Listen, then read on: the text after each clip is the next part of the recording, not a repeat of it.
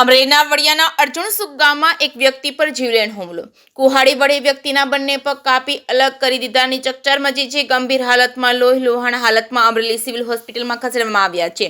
ઈજાગ્રસ્તની સારવાર શરૂ છે. સ્થિતિ અત્યંત ગંભીર છે. ડીવાયએસપી ચિરાગ દેસાઈ હોસ્પિટલ પહોંચ્યા હતા. ઈજાગ્રસ્ત વ્યક્તિના કુટુંબીજનો દ્વારા હુમલો કર્યાની માહિતી પોલીસને મળી છે. ઈજાગ્રસ્ત દિનેશભાઈ સોલંકી ઉંમર વર્ષ 60 ઉપર ક્રૂરતાપૂર્વક હુમલો કરતા બંને પગ તોડી દીધા હતા. શરીરથી બંને પગ અલગ થતા કોથળામાં લઈ હોસ્પિટલ પહોંચ્યા હતા. અમરેલી જિલ્લામાં અવારનવાર મારામારીની ઘટનાઓ સામે આવે છે. અમરેલી જિલ્લામાં કાયદો વ્યવસ્થાની સ્થિતિ કથળી છે.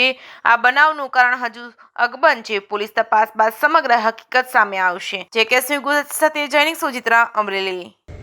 વડિયા તાલુકાના અર્જણસુખ ગામે રહેતા ભરતવીર રાઠોડના ઘરે ગોંડલથી દિનેશભાઈ સોલંકી નાવ આવેલ અને તે દરમિયાન તેમના જ સાપર સુડાવરના વતની તેમના જ શાળાઓ દ્વારા બે ઇકો ગાડીમાં લગભગ 12 થી 13 જણા આવેલ અને તેમના પર જીવલેણ હુમલો કરેલ. તેમના બંને પગ પર ખૂબ જ ગંભીર ઈજા પહોંચાડેલ. હાલમાં જે પણ ભોગ બનનાર છે તેને અમરેલી સિવિલ હોસ્પિટલ ખાતે લાવવામાં આવેલ છે. આગળ કાર્યવાહી ચાલુ છે.